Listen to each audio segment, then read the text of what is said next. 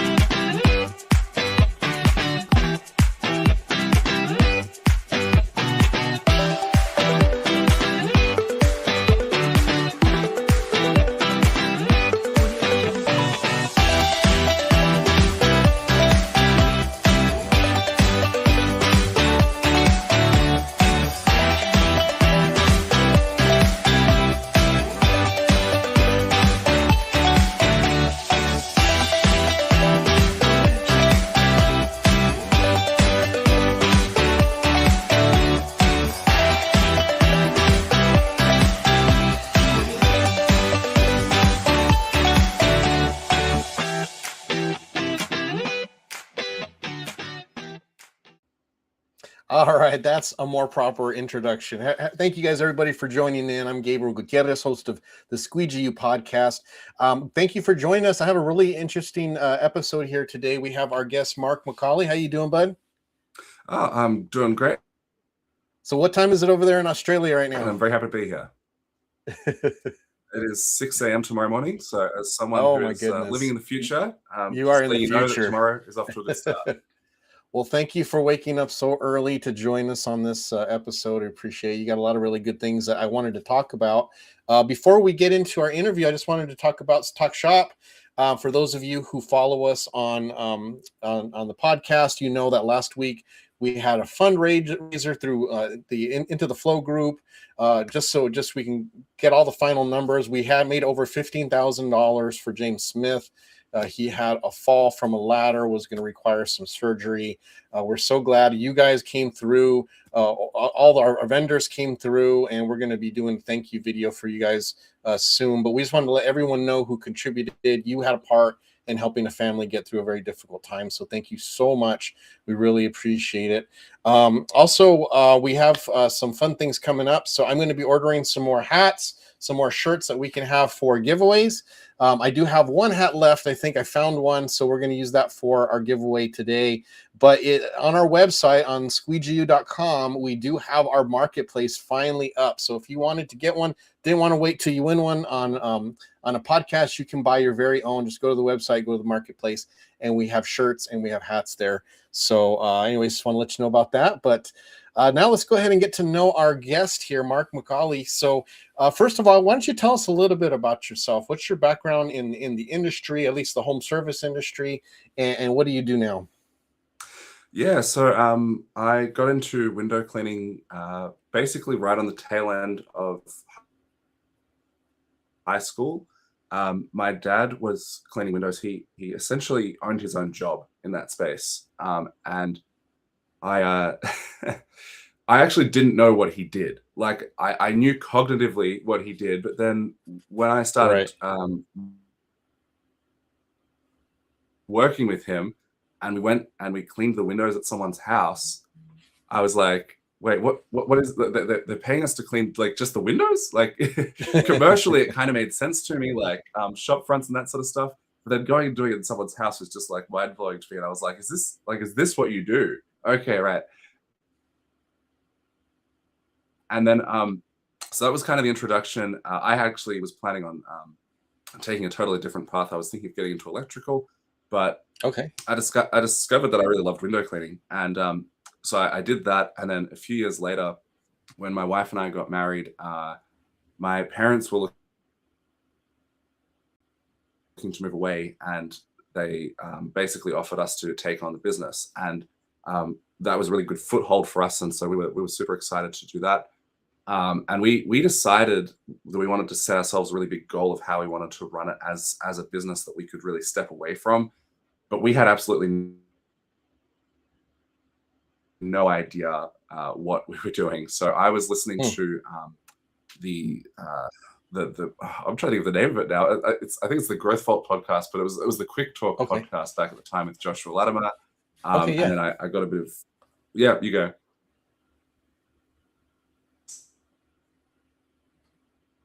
Sorry, was that Gabe? No, I was just agreeing with you. Yeah. Okay, sorry. I thought, okay. So I got a bit of inspiration, a bit of an idea of what was going on from there. I got some coaching from Josh. I ended up going to the Conquer program, and I got coaching there mainly from Nick DeMark, which was really, really helpful. And then fast forward, that helped me to get off the tools. But we really wanted to move away. We wanted to get geographic freedom from the business. And I was still like, every time something would go wrong, I was just like putting the superhero cape on and just whooshing in and doing the thing. And I was just the buck stops here guy. So every time something would go wrong, the business was encroaching because I could never really switch off. Like the phone would buzz around the dinner table. There'd always be another email, and it was just that sort of stress of not being able to switch off. And so what we did to solve that problem was we created a bigger problem.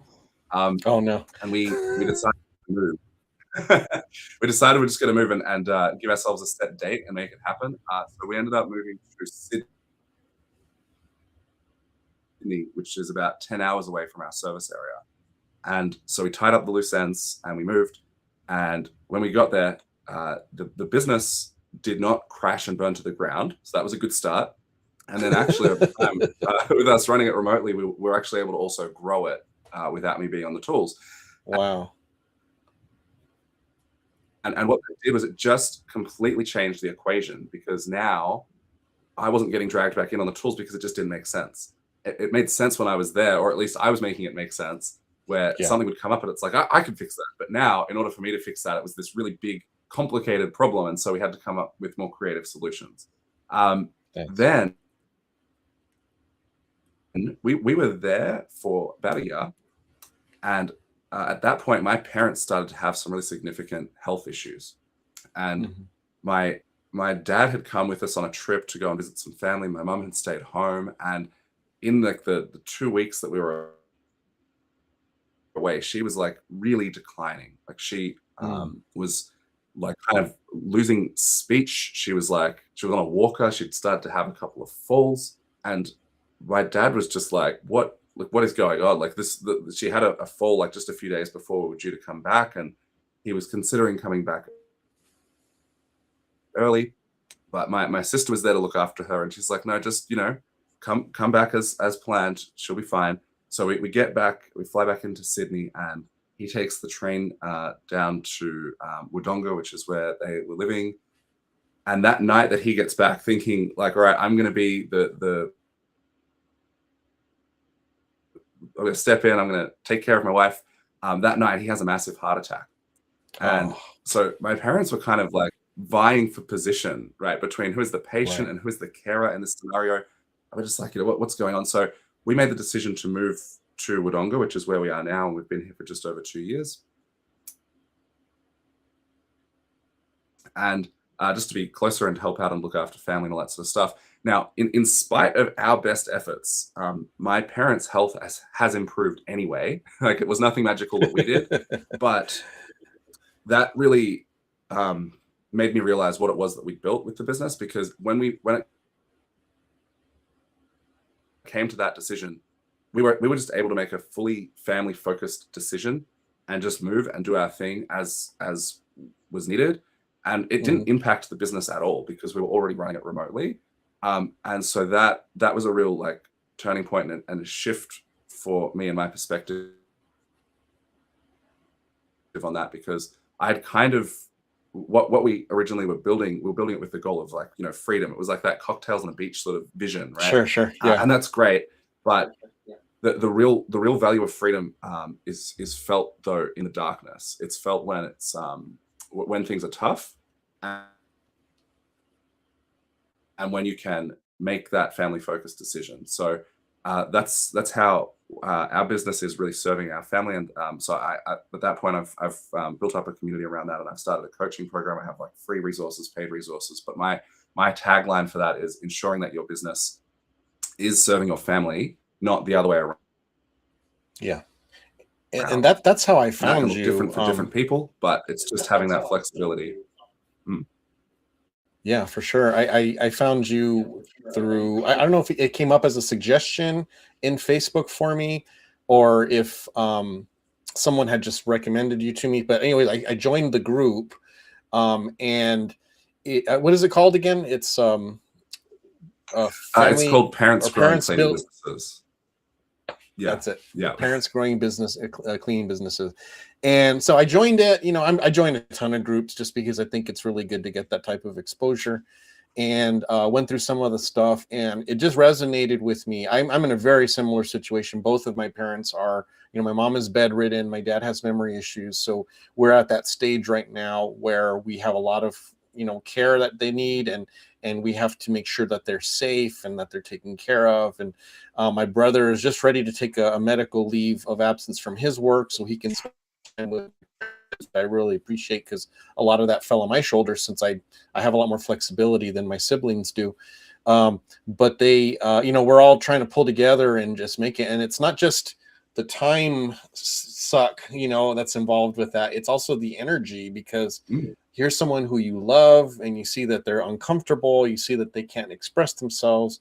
You see that they can't do the things they used to do, and you can see them really frustrated with that fact that they want to get up and go around, they want to help, and you know, all of that's heartbreaking. I mean, it's just such an emotional toll to be there, and yet, you know, that's what you need to do, that's what they need, and so that's your responsibility as children. So really, the you know, with the business as it is, I've been doing it for 26 years now. That's kind of what you said. It's not intentionally formed that way, but it has become a means to not only provide for my family, but give me some flexibility. It's still hard, but at least I have that flexibility that I can be there for my parents and help them during this time, and take them to doctor's appointments and make sure that, you know, they're cared for, and all of that is just, it's a blessing, you know. So when I saw your group, and I saw the messaging about how, hey, yeah, we want our businesses to be successful and profitable, but not at the expense of our family, that really resonated with me. So I'm glad I joined it. Like I said, it was just kind of a whim. I saw it. I said, oh, what's this about? I joined it, and now I'm really glad I'm in the group, because it's got some good messaging there. Yeah. And I'm sorry that you're going through that, by the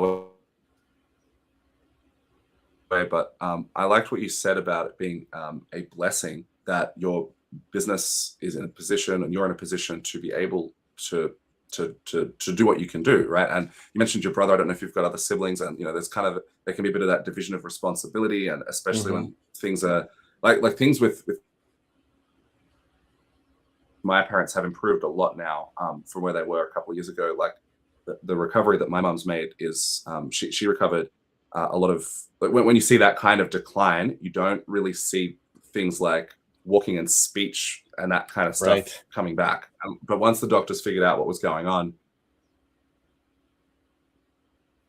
she did actually recover quite a lot, which was really good. That's good. But when you're dealing with what you're dealing with, yeah, you kind of have that sort of maybe a bit of like tag team seasonality between, like, you know, which sibling is looking after putting in the lion's share at this time. And it's just really, it's great if your business can support you to be able to do as much as you can and as much as you would like to be doing, rather than you being just in servitude to the business at a time where you would really like to be putting some of that energy and bandwidth towards your family. 100%. Yeah, 100%. And being able to Yeah, I mean, don't get me wrong. There's still a lot of worries with the business, right? I just, my daughter had some dental care. We go to Mexico for that because we just that's where we can afford it. And while we were there, one of my employees got an offender bender. So then you got to deal with all that, and so there are times where it's going to pull you in just as the owner. But for the majority of the time, if you can have the systems in place, have the right people in place, then you can take those times away, and the business can just continue on as if you were there. And that's ultimately the goal, and what your coaching is about. So I appreciate that. Yeah, yeah. Well, I did want to talk with you a little bit about one of you had recently. So you do these seminars on, are they Facebook Lives, or how do you run those? That's a very astute question, because I am like such a technological noob that I'd like to Me link too. my Zoom account to the Facebook Live. I haven't Uh-huh. figured out how to do it yet. Well, I can help you So with one that day they because will be, but it for took now me they're about just on 3 Zoom. months. It took me about 3 months to get it, but I can help you with that I've, if you want. I've got the step-by-step process. It just continually doesn't work for me. But yeah, like maybe we can jump on some live tech support and figure that out. Yeah, yeah. Anyway, so yeah, they're just on Zoom for now. That I Okay. post them in the Well, group as like events. So the one that I did last week was just a random one from another group that I'm in.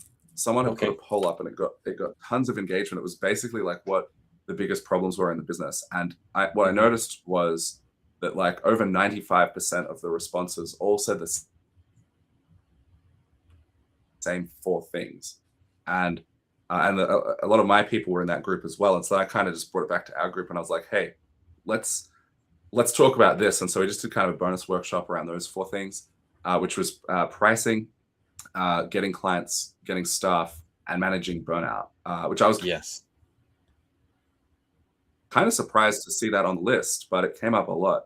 And yeah, so but aside from that, I run the first Wednesday of every month, which is today for me and tomorrow for you guys. There's actually two sessions. So there's the first Wednesday of every month at 8 p.m. Sydney time, and the first Wednesday of every month at 8 p.m. Eastern time. There is Nice. a workshop. I call it your free $1,000 per month subscription, because the objective is that you Nice. come to the workshop with the mentality that I've paid $1,000 for this, even though you haven't, and then you show up and you expect to get your $1,000 worth of value. So Yeah, good, good. Well, today I / did. tomorrow's one is on KPIs made easy. Yeah, you go. And when is the Eastern one? What day did you say that was? So The it's Eastern time. Wednesday 8 p.m. Yeah, yeah. Okay, so for us then it would be tonight at midnight for the first one, and then it's at 8 p.m. tomorrow for those of us who don't stay up that late. Yeah, that's it. Yeah. So yeah, 8 Got it. p.m. I think is a really good time, because it's the evening, and for me Yeah, it's like we have three kids, 5 and under, so it's like they can generally be like almost all in bed by that point. So that kind of works. But yeah, yeah. 8 p.m. Good, good. doesn't Well, really those translate across to the States very well. So I was like, we run another one.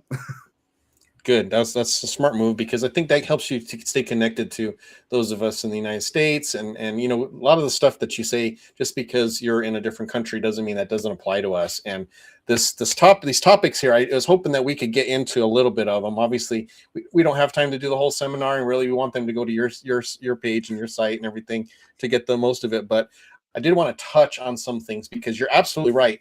These four things are stuff that I talk about all the time with people who call us for consulting, or just even just DMing with someone, on social media, and they might ask questions. One of these four comes out all the time. And so if you don't mind, if you and I can just do a little brainstorming mastermind session here on these Yeah, four, let's we do it. could kind of help those of us who are listening to this. So the first one that I have on my list anyways was staffing. So talking about hiring, we're talking about retention, right? So what are some of the challenges that you hear when you talk to your coaching clients, or people just in your Mm. group, that are the Mm. biggest kind of pain points for hiring? I feel like the biggest one that I hear, and probably the biggest problem one, is that people And this is more for people that haven't got a team yet, or they've maybe got one or two, but they're not like, they don't feel like they're doing really well with it. People have the story of, if you want something done right, you've got to do it yourself. Good stuff basically don't exist. It's impossible to find them. And the reason that is such a huge problem is, Gabe, if you ask me to go outside and you're going to pay me $1 million if in the next hour, in a mile radius from my house, I can find a green unicorn, you'll pay me $1 million. I'm not even going to step outside and look, because I don't believe that it's there, right? It's like, there's no such thing as unicorns, let alone green unicorns. Like, doesn't happen. So if you genuinely believe that there are no such thing as good stuff, you're not going to find them. And that kind of sounds a little bit woo-woo, right? It's like, oh, you got to believe it and manifest it, but like, if you're not even going to look, you're not going to show up in a way that would allow you to find them. Yeah, you don't really think that they're there to be found. So I think that's probably the first one, the first biggest one. And just another like quick point, I recently had Luke Abbott on our podcast, which is called the Family Oriented Business Growers Podcast, by the way, shameless plug. But he actually had a really, really great approach to this. I love this so much. He basically just networks to find his stuff. He's talking to people all the time. But specifically, he has 3 gym memberships. He goes to 3 different gyms just so that he can talk to different people at the gyms to scout for staff, right? And that's great for 2 reasons. In my opinion, it's like, first of all, you're just proactively just trying to talk to people to find staff. And second of all, if you find people at the gym, that says a lot about the person that's there. Like, you can tell a lot about them from the fact that they're there, from the way they're working out, from how they look, that they are a very disciplined, self-motivated individual, right? So that's just one example. But there's like lots of other good places to just get intentional about where you look, which I think is really, really important as well. Interesting. So, wow. So what other avenues did he use or to find? Because I can't see that that's the only way that he's looking for staff is by going to the gym. Although so, that would help you stay in shape, right? he basically just talks to everyone. I know that look, I mean, yeah, it's kind of a double-edged sword on that too, right? I mean, it's a 2-for-1 deal. But yeah, I know that he got one of his office stuff, I believe, was previously his bank teller, right? So, oh wow, he's just talking to people. So that's step 1 is talk to people. No, step 1 is believe that you can find good employees, and step 2 is talk to people. And I mean, that's not to say not to run ads or anything, or put it in Facebook groups, local job seeking groups, Seek, Indeed, all that kind of stuff. But I think a lot of you'll get outsized results from the conversation-based ones. And another thing that people often neglect with that is referrals. So it's like we think of referrals for leads, but referrals for staff is really great too. Like, if you have existing staff and you're happy with them, then they might have friends that they're going to tell exactly what's involved in the job. They're going to filter out, because if they think that their friend is actually going to be a bit slack, they're not going to want to recommend that they come and work with them, because that's going to look bad on them, and it's going to like add to the workload that they have. But also your own family and friends, your own client list. Like, you can ask all those people there, like that for the average person listening, that's probably just opened up several hundred people that you could be saying, hey, by the way, we're hiring and we're looking for a really positive people person. We're give them a bit of a quick one-liner avatar of who you're looking for and what's in it for them. And you've just opened up a whole bunch of conversations, and those ones that are coming in warm from either your own interactions or your team or your family or whoever are likely to be a lot better anyway, because there's already going to be that kind of cultural alignment with relationships that you do have. So then would you say then your goal is pretty much always to hire unskilled, and that's what you shoot for? You're looking for the character that you can build and mold into a window cleaner? Great question. I mean, I would always prioritize hiring the person, training the skill. But that's not to say that there's never a place for hiring skilled. But even if you're hiring skilled, I mean, the same thing could go there. You're just going to look in different places, right? You might, if you're looking for skilled, you might look in a group like Window Cleaning Nation, right? You might say, hey, Right. does anyone know anyone in this area? So, but you're still, in that instance, you're still kind of leveraging some relationships, because if people in the comments to that, you're going to know some of these people and you're not going to know some of the others. So if you get a recommendation from this person, it's like, okay, well, like I know them, like if they're saying they're good, they probably are. But you can just follow all those leads up and see where it takes you, obviously. But yeah. Yeah. One of our watchers here, Tyler Blue, he says swole is the goal and size is the prize. So I don't know if he's applying that just to working out or is for to your business, but I think it applies both ways for sure. Yeah. Very good. So what are some red flags then when it comes to hiring? Because I know I'm getting better at it. I feel right now I have an awesome crew. Right now I have a solid crew. I'm not, they all have their strengths and weaknesses, of course, but they have all the characteristics that I'm looking for. They're not lazy, they're hardworking, they support one another, they view the crew as a team rather than individuals competing with each other. That's what I love. I love that dynamic in the crew. But I have hired people who were selfish, or who were kind of one of those guys that, when there was several people working on a project, they'd go off and kind of goof off for a while. Or people who are dishonest, they've kind of snuck through the cracks of my whatever interviewing process. So what are some red flags that you want to look for to kind of help you avoid that bad hire that now you've got to spend 3 months trying to fix whatever problems that they brought to your company? Yeah. I think probably the two things that come to mind, that the first one is communication. The communication should really be on point. And that will solve a lot of problems. Like if you can get just good communication and you can actually have a meaningful conversation and understand each other and they're really responsive and all that sort of stuff, that's going to just be what allows you to work through any other problems. If that is lacking in any way, especially during the hiring, like the interview process, like they should be putting their best foot forward. So if there's any real lack of that at that stage, that's probably going to get worse rather than better. And that's really the medium for how you make everything else better. Yes. The other thing I would say, which is kind of a follow-on from that, and I relearned this message last month, actually, and that is that if you chase someone as to hire as an employee, if you chase them, you'll be sorry that you caught them. And I had this this lady that I was like, she's gonna be she's like, she seemed really good, and then just as we're getting to kind of like the job offer and the onboarding, there was this bit of disconnect, and she just at the last minute, kind of out of nowhere, decided she didn't want the job.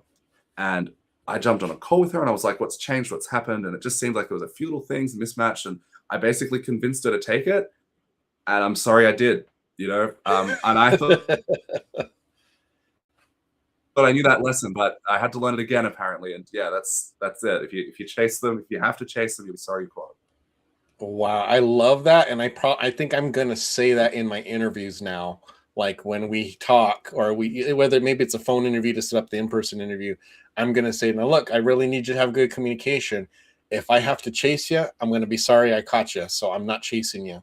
This is on you. If you really want the job, you come. I love that. That's awesome. I'm going to start using that, because that is so true. I remember there's this one young guy, and clean cut, came in, awesome interview. And so the way I hire is I have them on a probationary period for a month. So, we set up I say, you've got this job for a month. Let's make sure it works for both of us, right? If it works for you, great. If it works for me, great. We'll keep you on. But if either of us decides this doesn't work out after the 1 month, you're free to go. So he says, okay, great. He was all excited. He left it chink in my hand. I'm gonna, this is gonna be great. Blah blah blah. Texted him to schedule his first day. Couldn't get a hold of him. Called him again. Couldn't get a hold of him. Like 2 or 3 days. Did not get back to me. And I'm finally like, hey man, are you going to come? And then so finally he's, oh, I'm sorry, I had this come up and blah, blah, blah. But yeah, let's do it for Monday, whatever, okay, great. So I'm like, oh, phew, I thought I lost this great employee, right? Monday comes, no show. And I was like, hey, what's going on? Blah, blah, blah. Another 2-3 days to get a hold of me. And it turned out he just ended up being flake. He just was, he got some other offer. He was waiting around to see if they were going to hire him. And I just was like, okay, I got it. I got the message, and that was it. And then funny enough, he called me like 2 months later asking if the position was still over. Right. And it just, I wish I would have known about that phrase back then, Mark. I totally would have not followed up on that if he wouldn't have gotten back to me after I hired him. Let me give you another one, because I recently heard this, and I think this is great, and it really applies to that example you just gave. This is that there are no problems, there are only patterns.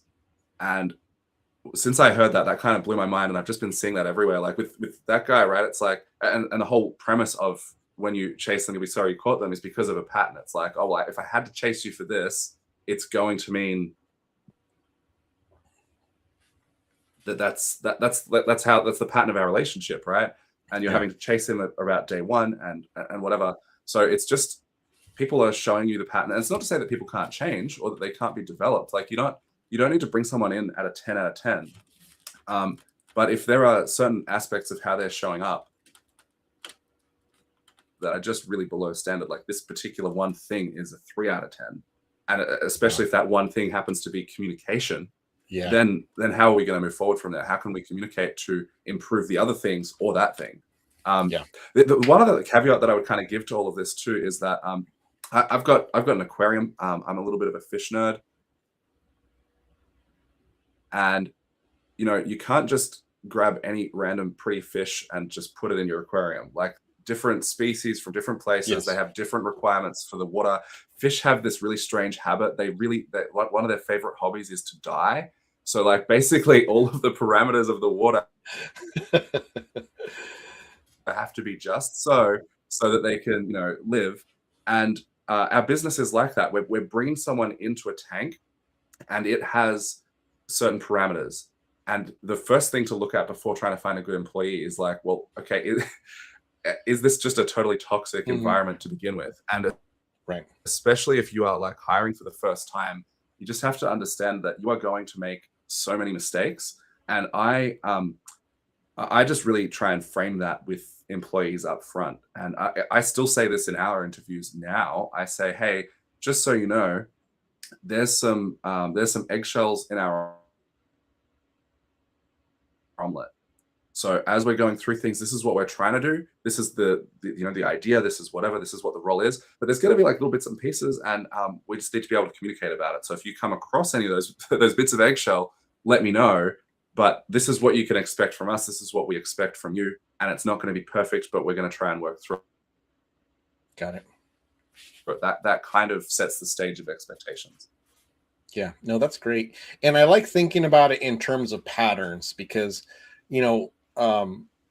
it just may be a matter that this is just not the right job for them, and I really try to avoid judging people or putting them in a mold, or some type of stereotypical name, and so I think, sometimes when I do say no to somebody, or we let someone go, I try to frame it in the sense like, I just don't think this was a good fit for you. You have so many good qualities.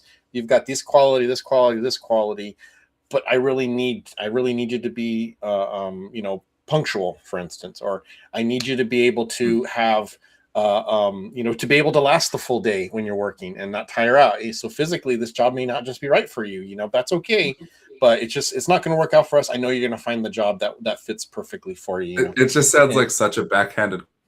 It does, doesn't it? Compliment to be like, you have so many great qualities. They're just really not coming to the fore here. No, but it's 100% true though. Or just not the right fish tank. The other thing too, just really quickly on hiring the person training the skill. One major pitfall of that, which I discovered, was that our job is really weird. Like if you get someone that comes in from another industry, like they're in hospitality, they're in retail, they're in a factory, warehouse setting, whatever, coming into window cleaning, it's a really bizarre job, because you don't have the same fixed schedule of the clock in, clock out, break time. Someone else is coming to take over from your shift. in the kitchen or whatever it was that your previous job was doing. You're moving around. Maybe your end time is not as fixed as it would have been at a different job. The physicality of it, a lot of things that we take for granted is just being, well, this is just what the job is. We can easily not communicate that to someone coming in. Anyway, that's just that's a footnote. Yeah, no, very true. It's very true. Sorry to kind of cut you off there, Gabe. Yeah, no problem. Yeah, I hired a friend of mine who is she's a long distance runner, and she did really good. I mean, she picked up the technique really well. You know, I trained her. I went her through the first part of the Squeegee U train process. She got it. I took her to some jobs. She was doing really, really well. And then after a week, she just told me, she said, I can't do this. And I was kind of caught off guard because, like I said, she runs literally 50 miles. Like she will run 50-mile races, ultra marathons.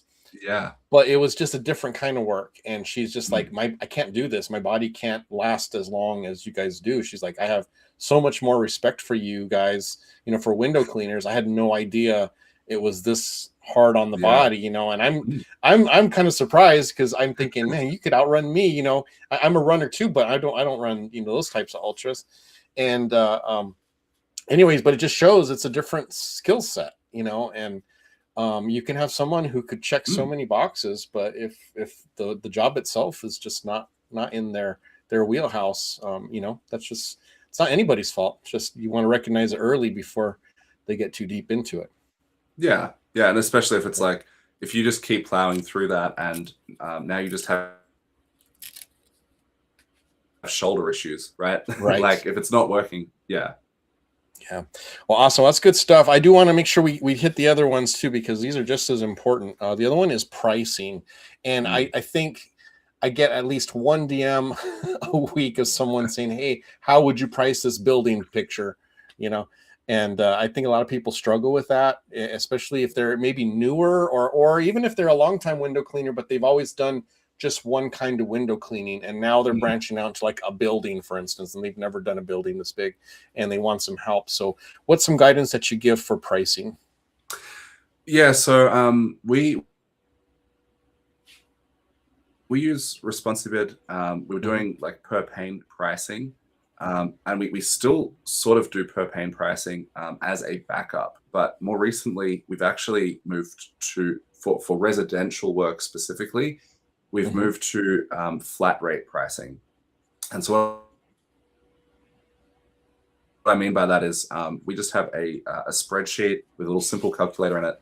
And then we put the output of that into Responsibid so it looks nice. But basically, it's just like how many bedrooms, how many bathrooms, how many, you know, living spaces, etc. And our VA does all of our quoting. We don't do any in-person quoting at this point. We used to, but we've shifted away from that just in favor of speed, of just getting the quote done in speed. And that's why as well we moved to the flat rate, was for the sake of what we found is our VA now, she will go through and she will put the pricing in and sort that all out. And when she's doing it, she'll compare that with, say, like the real estate photos or whatever. And if something looks way off, then she'll revert back to the per pane pricing and go, oh, okay, I'm just gonna, you know what, this like living space is like 4 living spaces in some sense. So I'm gonna go through and I'm gonna like just calculate this one specifically and put that into the pricing as well. And we've just found that that's been really good for the sake of it being a lot quicker, because most houses are pretty similar, and then it's the 20%, 10% outliers that kind of force that extra change. But it just means that we're getting quotes out a lot faster than we were, and just that responsiveness to the customer. And so that's what we're favoring at the moment is speed. And the other thing, because I'm conscious that someone hearing that is going to be like, that sounds insane, I don't know that I could do that. There's probably 2 things that underpin that. First is, like what you just said, when you start doing a new thing, if you're now doing building cleans and you weren't before, like commercial work or something, you are going to have to figure it out. Like you have to, you can't just, the first bids that you do are going to be somewhat of a guess. You're going to have to put your best guess, reach out, get some advice on it, especially if it's a larger job. But once you've got it figured out, then you can play around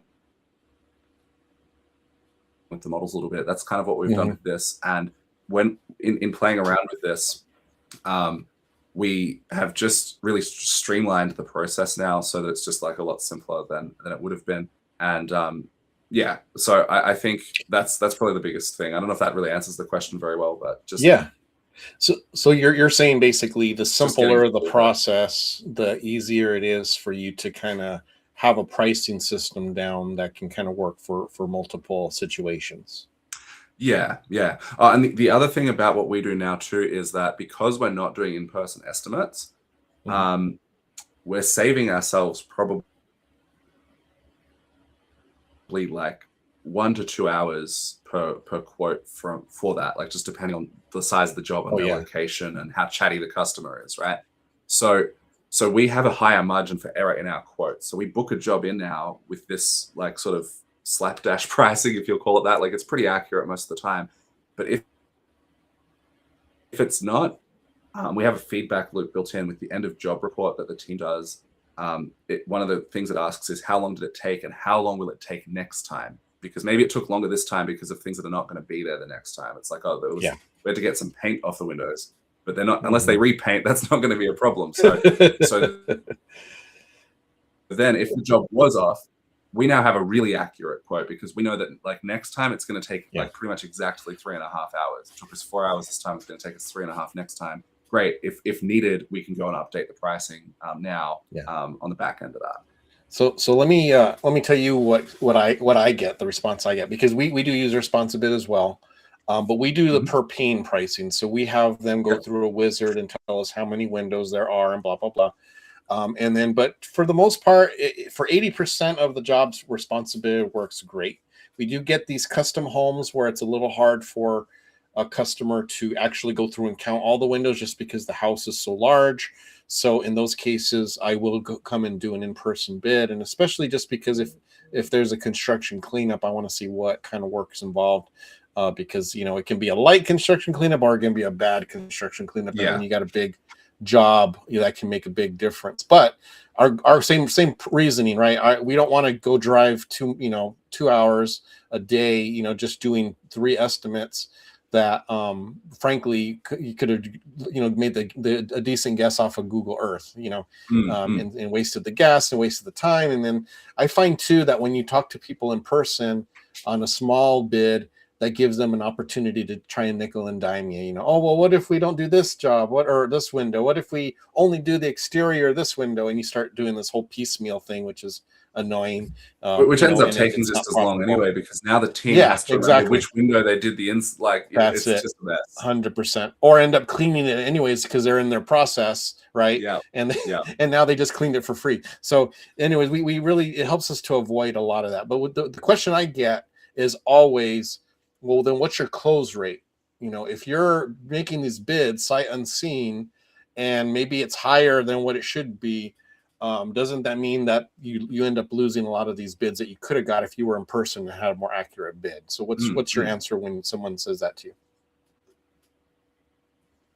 Yeah, so our close rate is about 55%, and we've done it both ways. I think that there's advantage to doing in person. Like I'm not. Sometimes people get very polarized on this. It's like, no, this is the way. This is the way. I don't think that it has to be as black and white as that. We've done it both ways. It works the other way as well, and there's potentially a lot of advantages to doing it that way. I think if you look at it from a customer point of view, a percentage of your customers in your market will always prefer an in-person quote. They're going to want that human touch point, and they're just going to really feel valued as a customer for the fact that you came out in person, you shook their hand, you took a look at the job, they have confidence that you understand what's involved, they explained all their concerns in person. They're going to love that.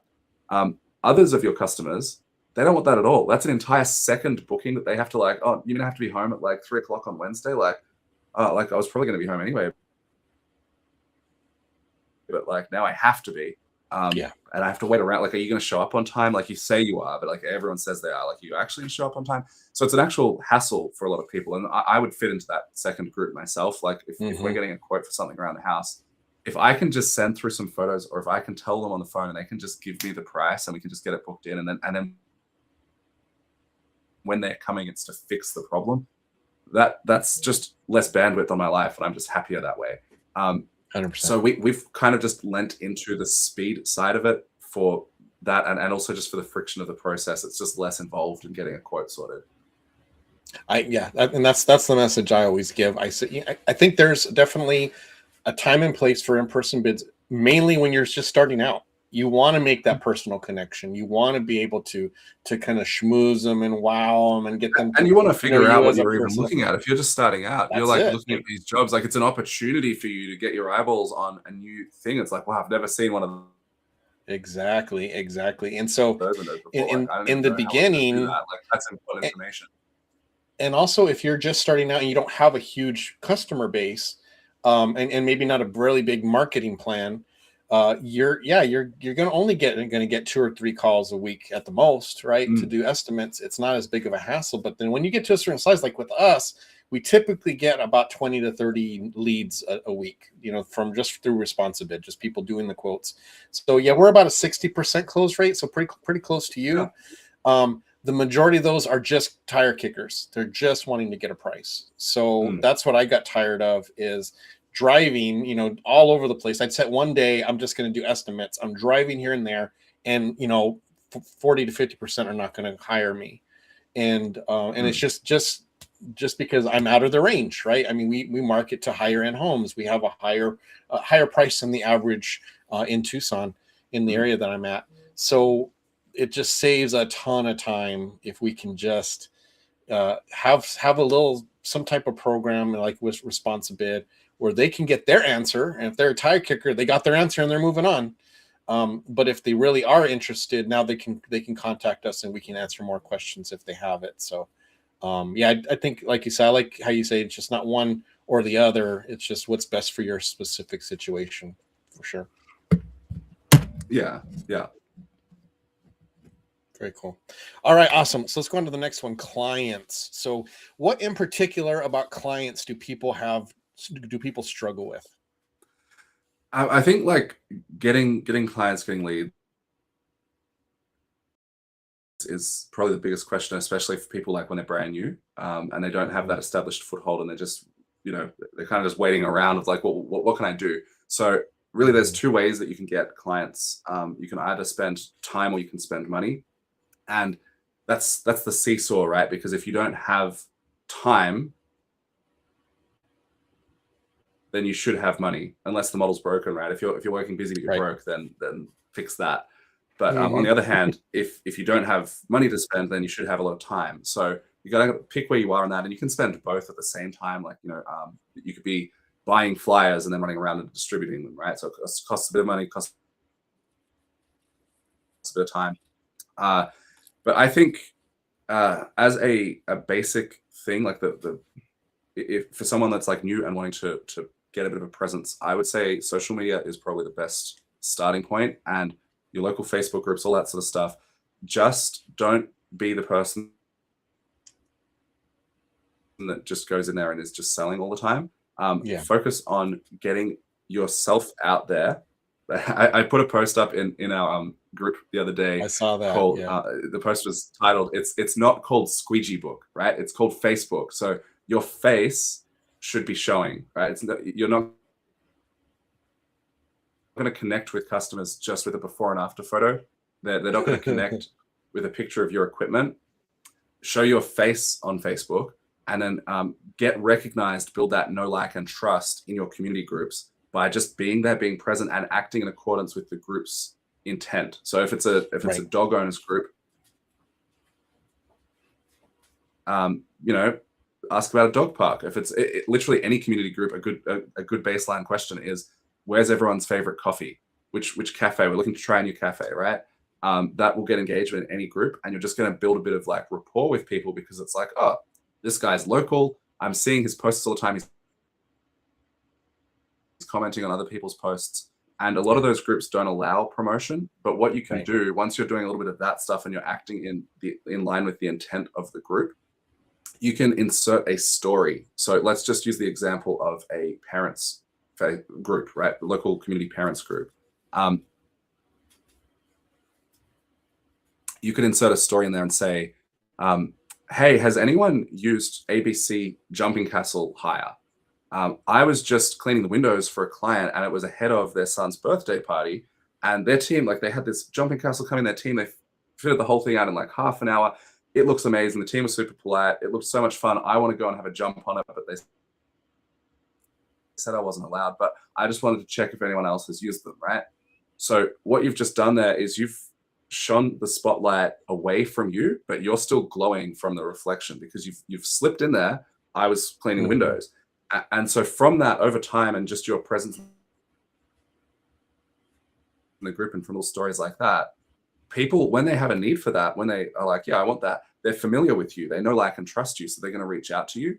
But they're never going to feel sold to. They're not going to feel like you just like were tracking them down in the groups and you're like, come and buy my thing. Because they feel like they got that information organically. Like it was just a story like, oh yeah, that's Jeff. He's the window cleaner. Yeah. Yeah, that's the advice I always give people too, because I say go to the community pages, but don't just go there to sell. Because I know, because we run a group called Into the Flow, right? It's just a window cleaning group. It's small. It's not a big one like Pro Windows or Window Cleaning Nation. But it's meant to be just basically, hey, you have a question, put a question. No one's going to troll you. No one's going to make fun of you for not knowing this, and we're all going to try and help you. That's the idea behind it. But hate it. Someone joins the next day. They post, hey, who wants logos or who wants XYZ? And it's like, oh, seriously, yeah. You just joined the group and you're already going to sell us on it, and then we just kick them out because they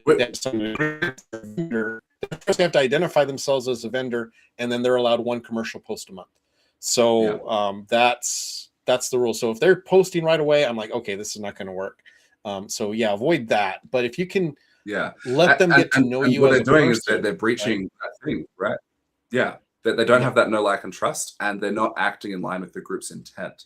They're seeing this group of potential customers in the same way that in local market, you're seeing a group of potential customers, but those people are not there as potential customers. In this group, they're here as, parents of whatever city. And in this group, they're here as window cleaners. Neither of those lines is lining up for, we want a logo or we want window cleaning. So you have to like build up that rapport first. Yeah, for sure. Good idea. I like that. And yeah, it's a good, using the seesaw analogy is really good, because there's going to be, if you're literally sitting around saying, how am I not making money? You need to get out and go to a networking group, like you say, print out some flyers, go do some dropping flyers out. There's a lot of different things you can do to try and make the connections you need to make. And even if you don't make them right then, you're making them for the future down the road. So if you're just sitting there, playing video games, twiddling your thumbs, feeling sorry for yourself because you don't have work, there's stuff that you can do. So just get out and do it. So that's really good advice for sure. All right, a last one here I want to get in, because I do have a hard out, is burnout. And this one is that's real, man. I mean, especially if you're not used to running a business, maybe you've been doing it for a year or two, and your first year went great and you're all excited, and now you're in your second year and the reality of business ownership hits you and you're just tired, and it's just, you don't feel like you're getting the results that you thought you were going to get at this time in your business growth. So what are some tips or advice you have for people who might be feeling that they've hit the wall business wise?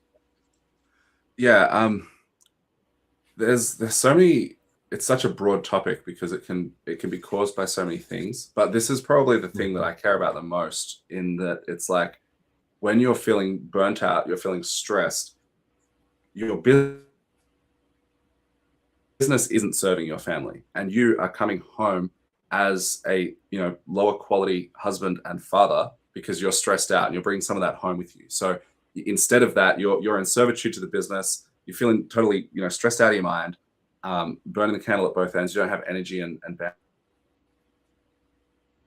bandwidth for all the other stuff that it's actually supposed to be in service of.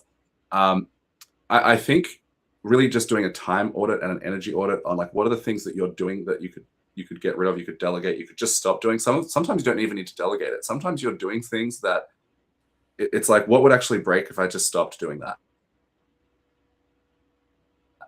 Even if I stopped doing it for like a month, what would happen? Can that be just ditched for the moment whilst I focus on this other thing? We're just trying to do too many things. But maybe it is delegation. Maybe it's getting a VA, outsourcing a bunch of the admin. I know for me, that was my peak burnout was when I was just totally drowning in admin, and getting a VA really helped with that problem hugely to just get that off my plate. There are other things too, like depending on like where you're at in the business, there's certain ranges, like roughly the sort of 300-ish to 700-ish $1,000 revenue range is it's kind of just the pit of despair. Like you just don't want to live in that space because you have enough workload, but you don't have enough budget to outsource. So it's like it's just a pressure cooker. And then I guess the other thing I would say to that, just across the board, is get a coach or get a mentor. That could be free. It could be like taking someone out buying lunch. It could be signing up to a formalized paid program. It could be asking some questions in the industry groups. Just with industry groups, just be you don't want to take advice from someone you wouldn't trade places with. So, and a lot of times there can be a bit of naysaying that goes on in groups. Like if you, the one I see this the most with is when people ask about employees. It's like, oh, how do I find good employees?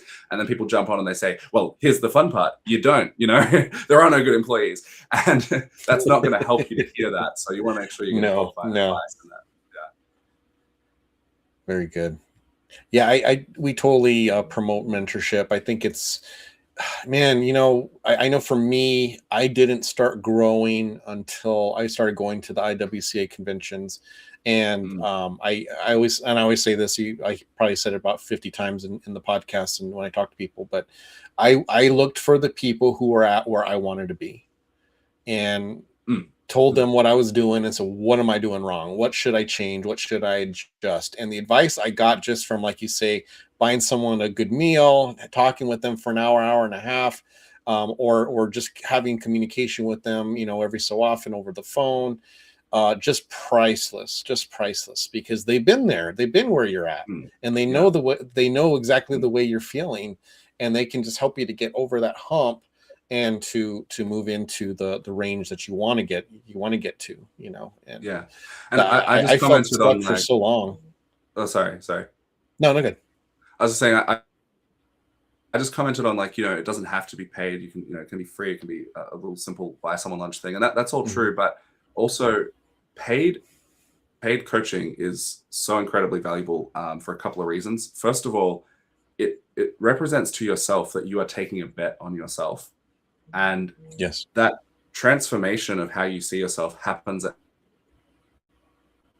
a transaction. Like if you pay the money for a thing, you're going to pay attention to it in any way, and you're going to show up in any way, and you're just going to take it really seriously, and you see yourself differently for the fact of, oh, well, now I'm in this program. Now I'm doing this. Now we have this plan, and this is what my steps are to work on this week, or whatever, that kind of a thing.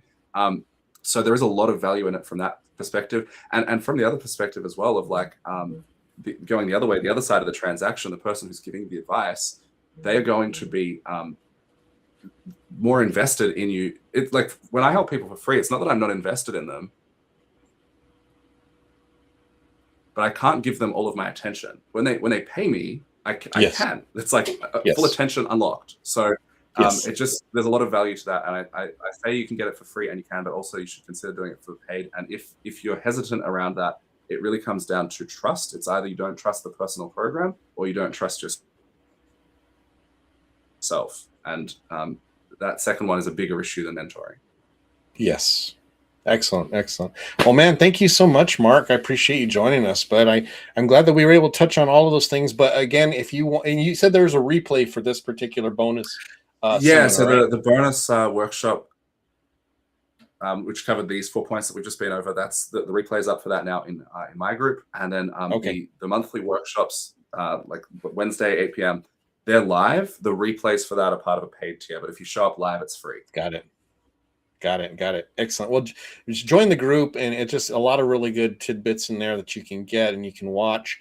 I appreciate you taking the time. Now, you do have one coming up all on KPI, right? So it's key performance indicators. I think that's one of those terms that, especially when you're a newer business owner, it's kind of nebulous. Like, well, what does that mean? Why is it important to monitor? But do I have too many? Do I have too little? Those are all things. So you're going to be touching on those topics. So if you want to join that, go to his group. It's Parents Growing. What is it? Parents Growing. What is it again? Growing Cleaning Businesses. Yeah. Cleaning Businesses. That's the one. Go join that. Sign up for his seminar. You're definitely going to want to watch it and get it. So thank you so much for joining us, man. I appreciate it. And thank you for having that focus on family, man. That's great. We need that in our industry because it's so easy to lose sight of why we're doing what we're doing. So that's been awesome. Thanks very much for having me on, Gabe. Thank you. And thank you all for listening. We'll be back to our normal time next week, but you guys take care and have a good night.